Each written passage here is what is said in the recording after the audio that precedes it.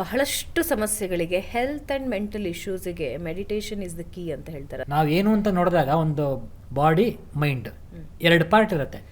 ಬಾಡಿನ ಎಷ್ಟು ಚೆನ್ನಾಗಿ ನೋಡ್ಕೋತೀವಿ ಅಷ್ಟೇ ಚೆನ್ನಾಗಿ ಮೈಂಡನ್ನು ನೋಡ್ಕೋಬೇಕಾಗತ್ತೆ. ಸೊ ಹಾಗಾಗಿ ಎಕ್ಸಸೈಸ್ ಯಾಕೆ ಇಂಪಾರ್ಟೆಂಟು, ಎಕ್ಸಸೈಸು ಸ್ಲೀಪ್ ಇರ್ಬೋದು, ಬಾಡಿಗಂತೂ ಬೇಕೇ ಬೇಕು ಅದು ರಿಕವರ್ ಆಗೋದಕ್ಕೆ ಅಂತ. ಬಾಡಿ ಚೆನ್ನಾಗಿದೆ ಮೈಂಡ್ ಚೆನ್ನಾಗಿಲ್ಲ ಅಂದರೆ ಅದು ವರ್ಕೌಟ್ ಆಗೋದಿಲ್ಲ. ನಿಮ್ಮ ಜೀವನದಲ್ಲಿ ಮೈಂಡು ಚೆನ್ನಾಗಿರಬೇಕಾಗತ್ತೆ, ಬಾಡಿಗಿಂತ ಮೈಂಡ್ ಆ್ಯಕ್ಚುಲಾಗಿ ಚೆನ್ನಾಗಿರಬೇಕಾಗತ್ತೆ, ನೆಕ್ಸ್ಟ್ ಮೇ ಬಿ ಬಾಡಿ ಬರುತ್ತೆ. ಸೊ ಹಾಗಾಗಿ ಮೈಂಡನ್ನ ಹೆಂಗೆ ಇಟ್ಕೊಳ್ಬೋದು ಅಂತ. ಸೊ ಅದು ನಾವು ಈ ವರ್ಕ್ ಎನ್ವೈರ್ಮೆಂಟ್ ನೋಡಿದಾಗ ಸ್ಟ್ರೆಸ್, ಪ್ರತಿಯೊಂದಕ್ಕೂ ಸ್ಟ್ರೆಸ್ ಕ್ರಿಯೇಟ್ ಆಗ್ತಾ ಇದೆ.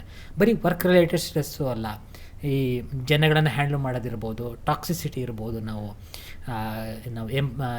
ಕೊಲೀಗ್ಸಲ್ಲಿರ್ಬೋದು, ಬಾಸ್ ಇರ್ಬೋದು, ಅಥವಾ ವರ್ಕ್ ಕಲ್ಚರ್ ಇರ್ಬೋದು. ಸೊ ಅದನ್ನು ಎಲ್ಲ ನಾವು ಒಂಥರ ಕ್ಲೀನಪ್ ಮಾಡ್ಕೊಳ್ಳೋದಕ್ಕೆ ಒಂದು ನಮ್ಮದು ಮೀ ಟೈಮ್, ನಮ್ಮದೇ ಆದ ಒಂದು ಸಮಯ ನಮಗೆ ಕೊಟ್ಕೊಳ್ಬೇಕಾಗತ್ತೆ. ಸೊ ಅದರಲ್ಲೂ ಕೊಟ್ಕೊಂಡು ನನಗೆ 1 hour ನನಗಾಗೆ ಒಂದು ಟೈಮ್ ಇದೆ ಅಂತ ಹೇಳ್ಬಿಟ್ಟು ನಾನೊಂದು ರೂಮಲ್ಲಿ ಬರೀ ಕಾಫಿ ಕುಡ್ಕೊಂಡು ಏನೋ ಸ್ಮೋಕ್ ಮಾಡಿಕೊಂಡು ಯೋಚನೆ ಮಾಡ್ತಾ ಕೂತ್ರೆ ಆಗತ್ತಾ? ಇಲ್ಲ. ಸೊ ಟೈಮ್ ಕೊಡೋದಲ್ಲದೆ ಆ ಟೈಮನ್ನು ನಾನು ಎಷ್ಟು ಚೆನ್ನಾಗಿ ನನಗೆ ಒಂದು ಕಾಮ್ ಆಗೋದಕ್ಕೆ ಹೆಂಗೆ ಪ್ರಯತ್ನ ಪಡ್ತೀನಿ ಅಂದಾಗ ಆವಾಗ ಇವೆಲ್ಲ ಬರ್ತವೆ.